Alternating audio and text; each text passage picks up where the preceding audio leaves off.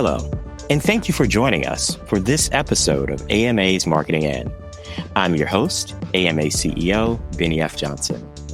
In our episodes, we explore life through a marketing lens, delving into conversations with individuals that have flourished at the intersection of marketing and the unexpected. We hope to introduce you to visionaries whose stories you might not yet have heard of, but are exactly the ones you need to know. Through our thought-provoking conversations, we'll unravel the challenges, triumphs, and pivotal moments that have been shaped by marketing. Today, our guest is Virginia Tech's own Dr. Rajesh Bagchi. Rajesh has been the R.B. Pamplin Professor of Marketing and the Associate Dean for Research and Graduate Programs at the Business School of Virginia Tech. He is a scholar among scholars and has been listed as one of the top 30 most productive business scholars in the world based on his publications in premier journals, including AMA's Journal of Marketing and AMA's Journal of Marketing and Research. He studies how consumers can be nudged into making better decisions for themselves and societal well-being. His research lies at this intersection of several fields, encompassing an entire gamut of consumer decision-making, from information processing to making purchase and post-purchase evaluations.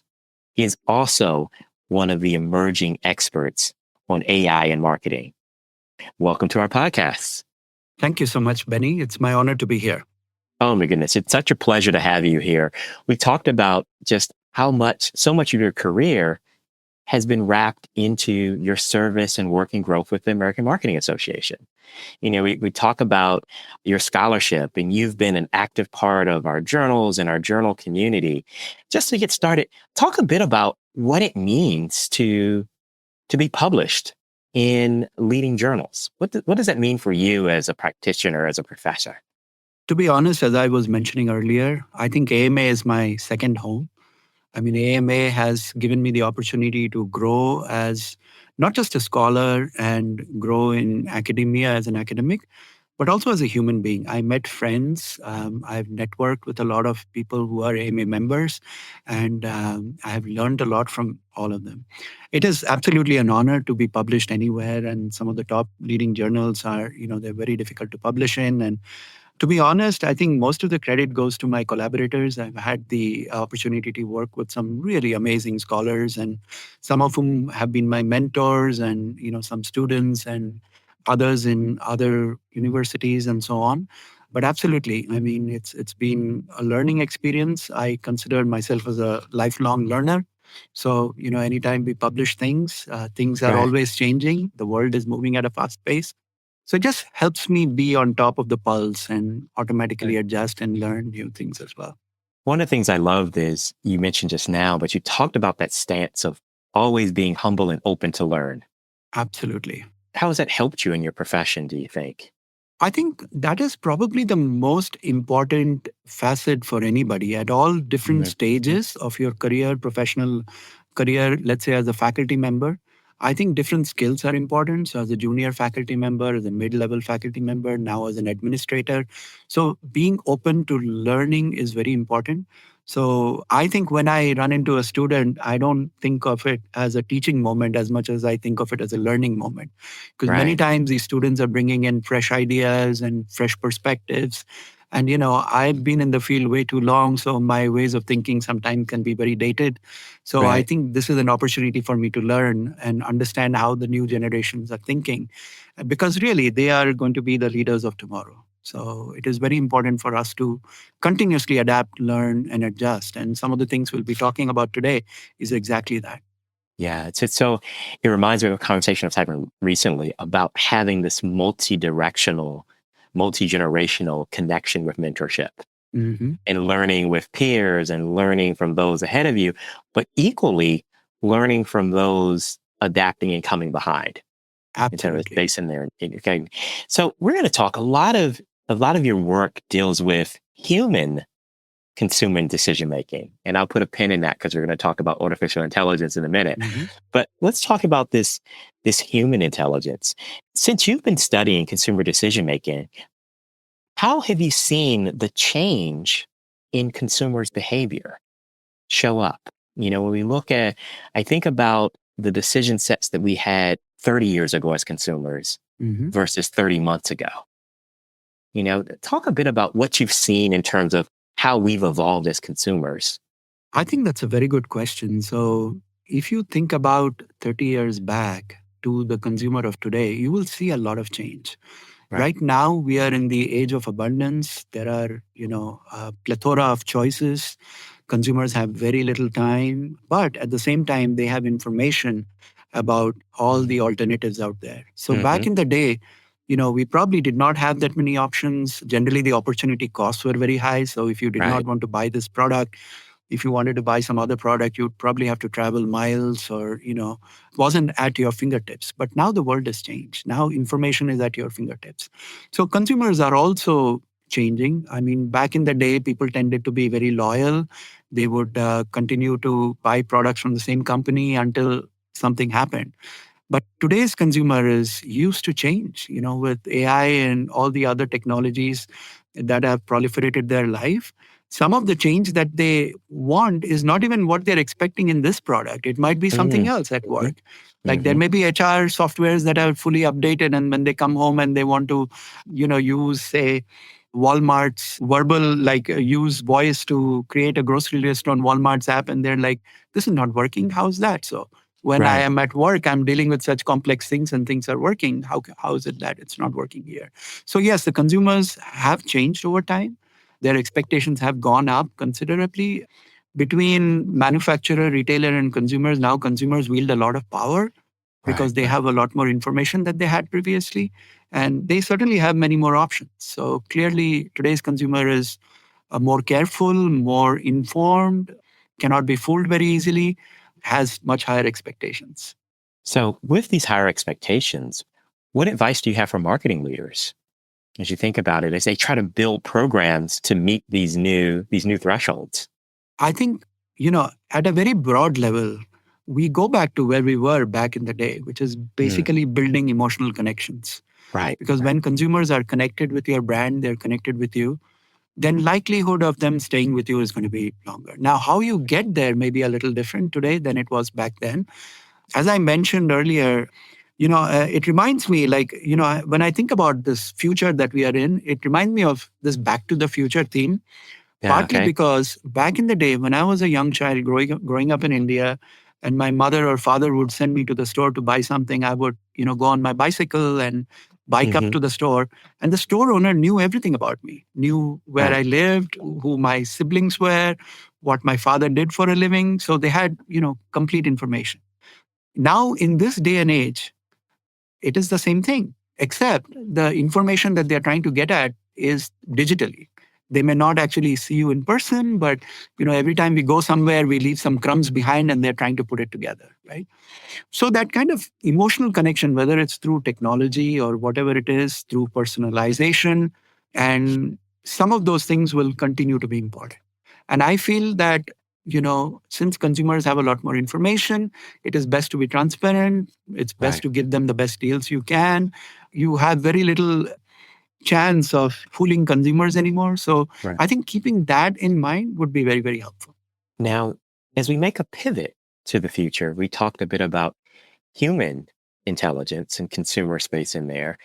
I'm going to slide us forward a bit to talk about the emerging space of generative artificial intelligence. Mhm. And we've seen brands try to kind of fast track that really hard earned intimacy that you talked about, knowing where my customers are, having them share with me fully and disclose so I can provide better service for them.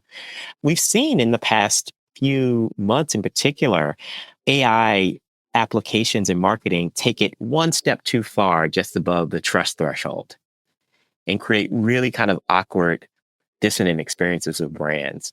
The question I'd love to ask and get your insight in there, how do brands balance being open for experimentation and taking advantage of the efficiencies and dynamism of AI while still maintaining this trusted relationship with consumers? And Benny, I have to say that's a very tough question to answer, right? I think Well, we're here together, my friend. I know Yeah. exactly, and I know Yeah. exactly. The issue is now, on top of that, customers also have very high expectations. Right. At some level, they are providing you with more data, you as in the marketers with more data and information. And like I was saying earlier, they are now used to, in other phases of their life, experiencing, the benefits that AI brings along, the efficiency and, optimizing and being able to find optimal solutions.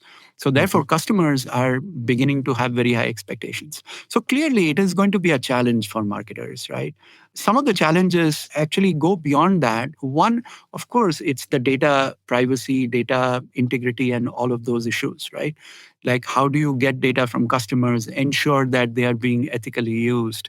And as you know, some of those laws are, they are bound to Right. change. We are working through all these privacy regulations. Customers are also afraid that the data that they're providing you today, you as a marketer may use it against them in the future in some way that they actually can't even fathom right now. So clearly, it is a difficult space to be in. The challenge that marketers also face is, what trying to do is everybody is seeing a different part of the elephant, and they're trying to figure out what is the animal in the room, right? And what I mean by that is the data that we are talking about. Like, you just think about a consumer interacting with a firm, right? You Right. have Right. so many different data. You know you have data about the consumer's preferences. You have data, first person data, what the consumer actually did on your website. You have second level data, you have third level data that is coming from cookies. You have data on transactions, right? And there's so much more. But on top of that, firms also have to deal with other data like revenue data, data that is coming through from all their other channels, right? Advertising data, what is the ROI happening, what are the so all in all, it's a very complicated world. So there is no direct answer, so I cannot just say, hey, this is where it is going to be. But one thing I can tell you, that with the advent of generative AI like chat gpt, for example, or copilot, people have begun to accept and embrace AI a little bit more. I think prior to this, so some of Mm-hmm. this came out in 2022, Hmm. maybe. Prior to this, Right. if you remember, people were very avoidant, they were very risk averse, and they always felt like, it's a mystery box. I don't know what is Right. happening inside it. How is it going to respond to, all this information? But people are beginning to adapt and adopt AI more. So I think in the Right. future, clearly, we will see more adoption. But the point remains that we have to work on laws and regulations. And as marketers, it is our responsibility to make sure that the data that we are capturing is used appropriately, that it is not sold and used for other purposes. But Right. again, that is up to us, right? As marketers, Right. as we figure out this new world. And I think it's a space, as you said, it's up for us to be proactive in, Right. right? We shouldn't sit back and wait for the regulations to happen or not happen, be Absolutely. structured or unstructured, when, we have an active space in there. I think it's interesting to your point that, AI and machine learning and algorithm learning have been a part of products and tools and approaches for marketing for a very long time, but they Absolutely. were behind the scenes. And I think that breakthrough, the open AI moment, that gave everybody a taste to try and see and Mm-hmm. try and buy. Mm-hmm. Mm-hmm. You said it completely opened up. We've had lots of conversations where generative AI in that space is a part of AI, but it's not all of AI, Absolutely. and what are the other things that we can benefit from? My team and I conducted a bit of research recently, and it was really fascinating that we found that AI marketing leaders are actually some of the biggest adopters of AI Mm-hmm. and are using it in spaces. When we look across all industries and spaces in there, it was a whopping percentage. We're talking about over 80%, okay, finding a way to test and try. I don't know, to our point, if we've found solutions and answers yet, but we do see that marketing is playing a role to push the technology uses forward. When you think about the roles, if you're a marketing leader today, what do you think is a good stance to approach this, right? You're going to be working in a space where you may have pressures from your CEO or your CFO or other counterparts or stakeholders to move fast or more reckless. What advice would you have for marketing leaders in the absence of formal regulation? I think, just like how you deal with any other decision making that you do, be pragmatic, have some guidelines in place, One of the suggestions I would have with anybody who's working with AI tools is think of the different aspects of how AI could be used, right? So there is the Right. input aspect, what goes into the AI machine learning algorithms, how the machine learning algorithms are actually functioning, how those outputs are coming out, and what do you do with them, right? Right. So some way of thinking about it, and at all these areas, you can intervene in different ways, right? So when you're thinking about input, it is important to recognize that the algorithm is only going to be as good as the data it's being trained on, right? If the data are defective, the data have biases, if the data are not complete, then clearly, the outcomes that you'll get are going to also be questionable, right? And likewise, having a deeper understanding of what is actually going in and how the machine learning process is working will also be important. Because I think if you're somebody who's going to make important decisions based on it, then I think it is important for you to at least understand what the algorithms are trying to do rather than just blindly following them, because then of course you have no idea where this is going. And finally, how will you respond to Right. what the outcomes are, right? So my suggestion to some folks is that you can interact with it at different levels, but think of it as a project manager, because someday you're going to have a lot of tools in your arsenal. And here is another thing that I tell my students, right? When Mm-hmm. students come to me and they ask me what is the most important thing to be successful, I say it's the question that you ask. For Mm-hmm. example, when Right. the apple fell on Newton's head, he could have asked so many different questions. Why did it fall on my head? Why not my friend's head? Why this tree and not that tree? But instead of that, I mean, supposedly he asked the question, why did it fall? Right. So the same thing goes with AI also, that when you're working with AI, understanding the questions, what is it that you want to ask? That is very important. In the past, finding the answer was difficult, but now Right. AI actually helps you find answers very Right. quickly. But if Right. you don't know what you're asking, if you don't have a framework in place, then chances are it won't give you the best edge that you're probably seeking. So think of I, it as as you would as a project manager does with projects, right? right. Right. I smile a bit as I hear you say that. I think about the conversations over the years I've had with my team, where I always tell them I'm not interested if we have all the answers, but my encouragement and challenge is that we have all the questions Right. and being able to explore that. So as you think about our marketplace, we have multiple generations kind of colliding in a consumer experience at the same time. What advice do you have for your students who are going to be marketing to increasingly younger generations who are growing up, who have a different space, are going to grow up with a bit less hesitation of AI being introduced because they're going to grow up in a marketplace where AI is always available? Absolutely. I think my recommendation is just like with or without AI, it is Yeah. basically try to understand your consumer base, right? All Hmm. the Right. segments are different. Now, what might happen is that the segmentation is going to get even more customized. We will have a lot more information about what people like, what people don't like. The main change that I see is that now in the newer generations are much more comfortable, in the digital space. They probably end up spending more time in the digital space. But I think the basic tenets of being respectful, being, personalizing your messaging, understanding their wants and needs are important. So when they are in the workplace, I think it is very important for them to get very familiar with all the AI tools, to embrace the Right. AI tools. But the other thing is to experiment. Like with Right. the AI tools, now we are able to experiment a lot more, right? So, for example, back in the day, if you wanted to, I'm talking about somebody who's testing content, right, is doing some Yes. kind of Yes. A/B testing. It would take a lot of effort, right, to come up with different, messaging and then testing them out. But in today's day and age, I mean, it's going to be fairly easy to do it, right? Right. But what does that mean? What does that mean that you're going to let AI do all of the automation for you? Do you just say, "Hey, AI, figured this out, just solve the Right. solution and come to me"? Probably not, because I think, the ones that will be most successful will again use the AI tools like we were discussing and ask the right questions, but then interpret the answers in a deeper way. Like understand that how is it that I can use this to my benefit. Hmm. So what I mean is ultimately the same rules apply, that try to Right. understand your consumers, try to build relationships with them, try to personalize it as much as you can, try to build brand loyalty, be honest and transparent, right? Right. Now the tools you're using to do that slightly different. So I'm going to ask this question. You brought up the term that just kind of the point that we all strive for, this notion of brand loyalty. Hmm.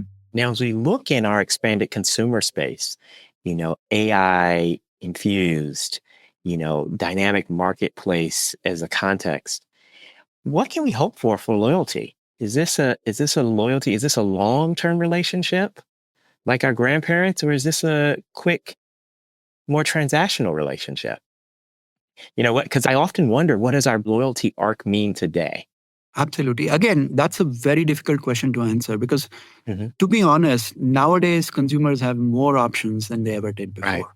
And they right, have a lot of power, they have a lot of information, they have, peer groups who are informing them. So there are multiple types and sources of information. So I do think that, brand loyalty is going to be increasingly important. One way of thinking about it is, if you think about, there are different ways of looking at how to market to consumers and what tools we are trying to use. But one way is to think about the IDA model, that is the AIDA model, right? So where you have awareness, interest, you're trying to increase desire, and then finally action. So what you're trying to do is, this is through the funnel. So you're trying to create hmm, awareness, and ultimately you want action from the consumer. And then you want to bring them into your family and then make sure that they remain engaged with the family.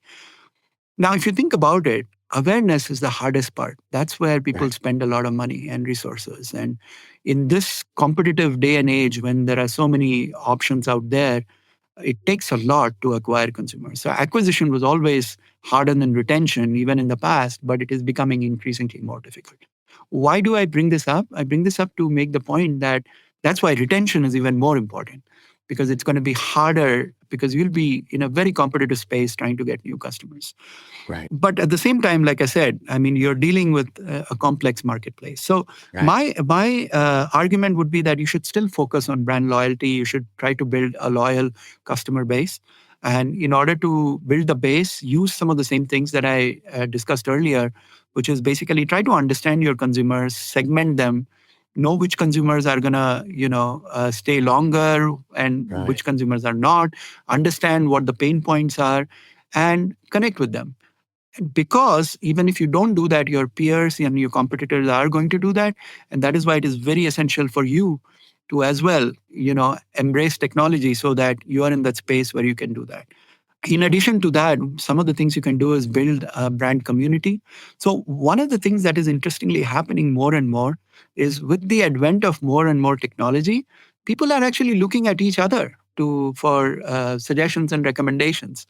So when I want to watch the next movie, when I have very little time, my wife has very little time, and we go and look at, what others who have seen the movie are saying. right, Because to right, me, I feel like, okay, that is probably the most informative source of information for me. So what I'm trying to say is, build brand communities, hmm, get testimonials from your customers, because ultimately, it's, for now at least, it's humans making decisions. right, There will be a time when, for example, you know in the past, humans were marketing to humans. Then a part right, came, we are dealing with AI marketing to humans. And tomorrow a day may come when AI will be marketing to AI. We all might have our right, own agents walking, and my agent will tell me that, hey, you should buy this. And, that is an AI marketing to AI. That day, by the way, is not very far away.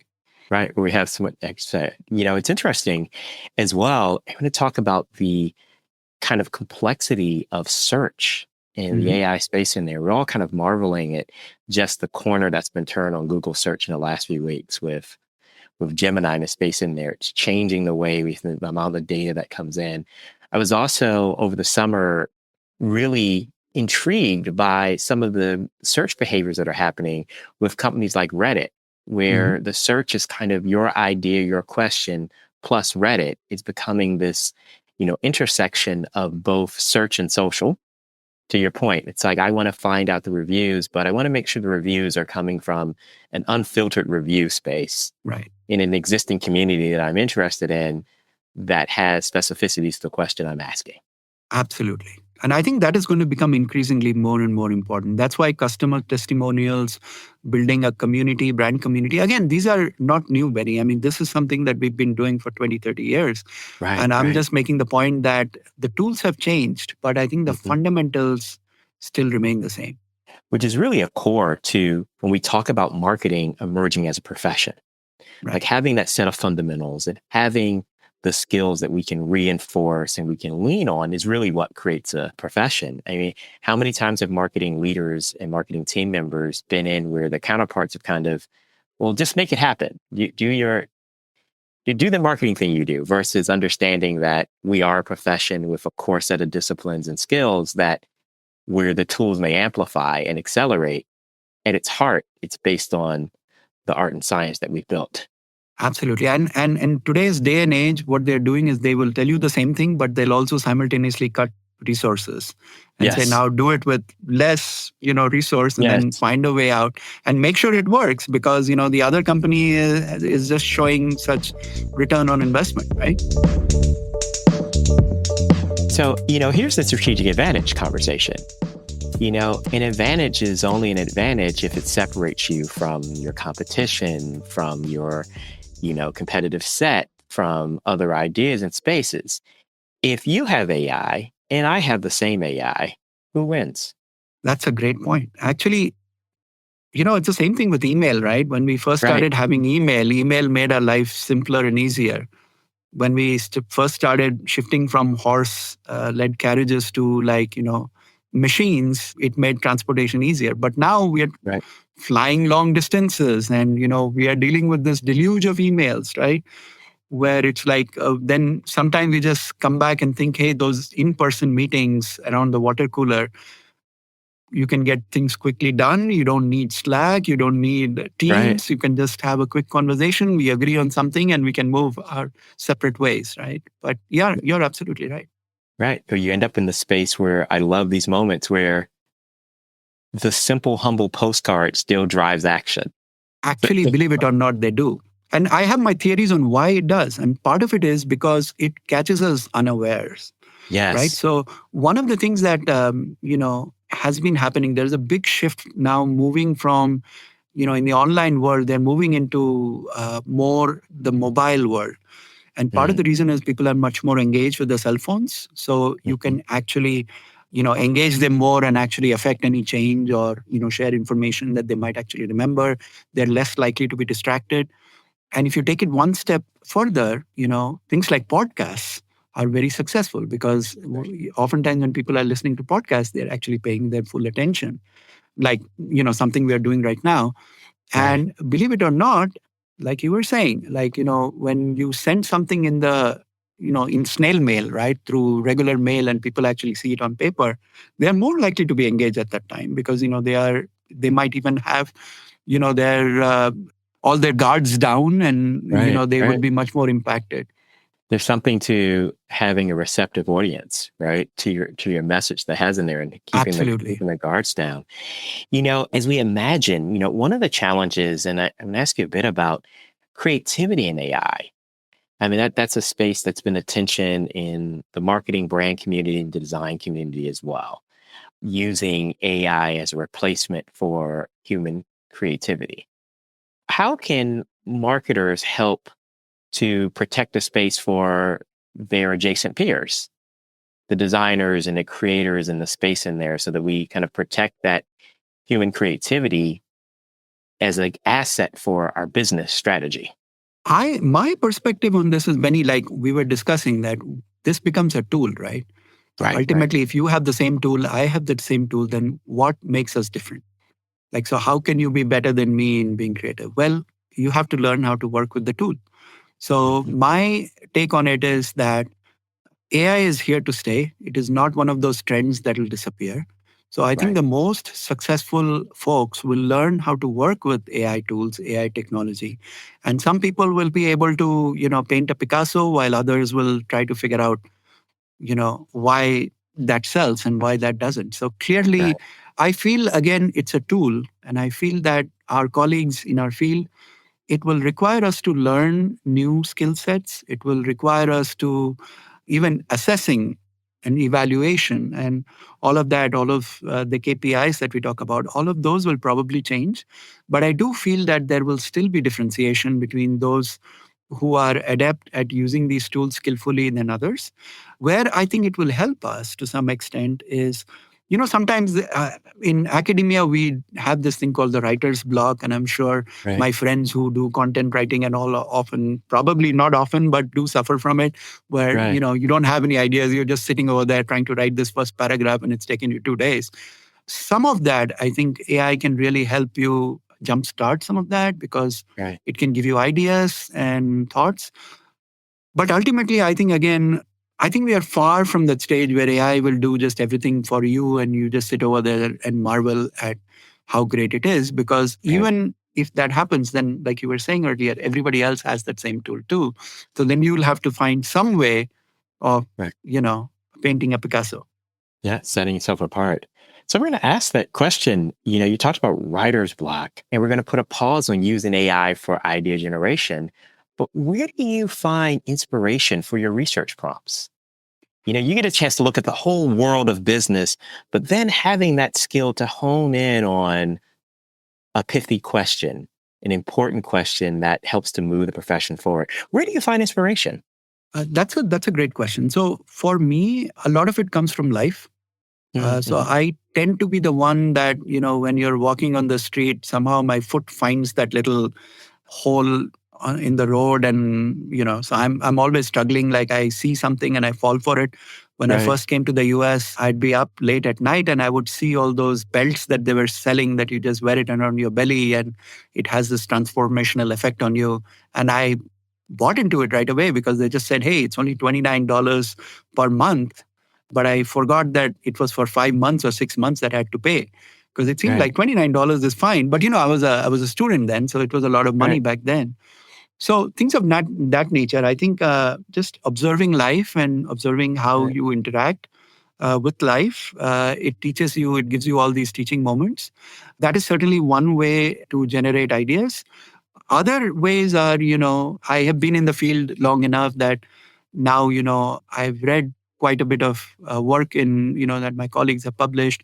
Sometimes there are multiple theories, and you start thinking about, one day that, hey, this is how it should be. But then I think, well, but maybe this is what this theory says. So then you start looking at two different theories. So it comes, one is inductive, which is basically the first one, where in you observe life and you draw in a question. The other is deductive, where you're looking at all of these approaches and then trying to figure out, okay, if this is saying this, that is saying that, then how does it actually work?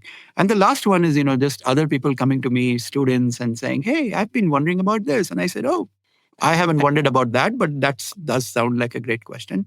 So like I I, mentioned earlier, a lot of my work that I've done, pretty much all the credit goes to my collaborators, mentors, and mm-hmm. others who have, helped piece it together. They've asked questions. They've played the role that sometimes Right. AI does for us now. Right. Well, I love, going back to our first conversation about AMA being a home, being a kind of intellectual knowledge community where you have peers and mentors and co-creators and folks who problematize things and challenge us and support us in all these different ways. I'm going to ask for this as we're starting a new semester, as you kind of just went through the last semester in school. What one question came from your students that kind of shocked you this year? What one question from your students kind of stumped you as a professor? Like, wow, I can't believe they were thinking about this, or this is a novel approach, or generationally, I never would have thought of it that way. What's something that kind of got your attention? So I was teaching a class on negotiations, and Mm, I was talking about the different tactics that people have, right. and so somebody brought up this very morbid situation that they had to deal with in the real world. Mm, So hmm. this was a situation where they were working for a company in India and somebody passed away.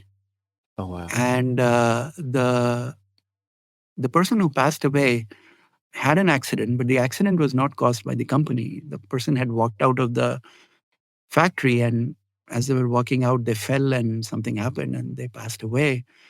And so this was a village in India where now 4 villages They did not want the factory, they wanted support from the factory. So 4 villages came combined in front of the factory with a dead body in front of them. Oh, And wow. they were negotiating. So the question that was asked of me is, how do you negotiate in this situation? Mm, And that was eye-opening.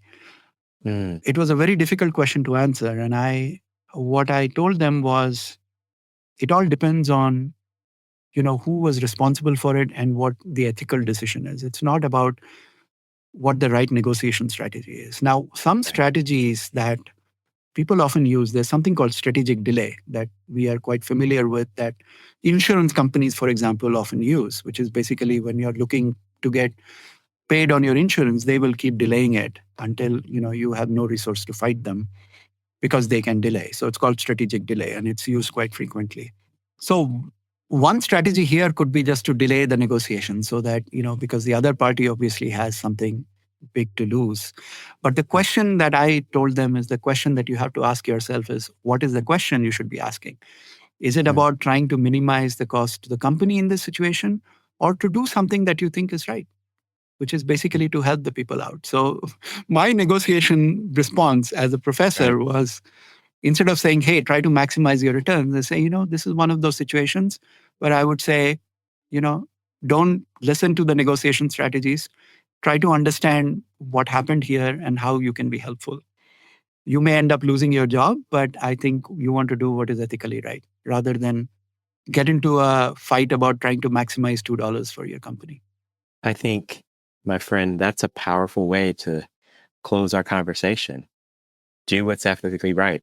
When you think about it, in our world in marketing and our contemporary challenges in marketing, one of the best tools that marketing leaders and team members can have, if you arm yourself with do what's ethically right, that's going to give you a guide through these thorny conversations and new technologies and new approaches and space that we deal with, if we kind of hold true to do what's right. I appreciate this moment and our conversation and your insight. And what we're going to do is, I'm definitely going to have you back for a conversation, because I know that this year is going to be another breakthrough year for AI. And I'd love to come back in 12 months and have us talk a little further about what we're seeing, what we're not seeing, and how we're growing as a marketing profession with AI to either side.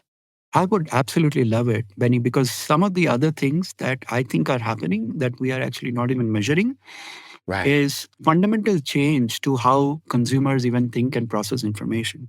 right, right, Because if you go back to our marketing theories and all that, there is always like a to and fro. So you're saying something, I'm processing that information, and then I'm responding. And there are all these theories on how we process it, right? right, Whether right, it's system one, system two, and all that.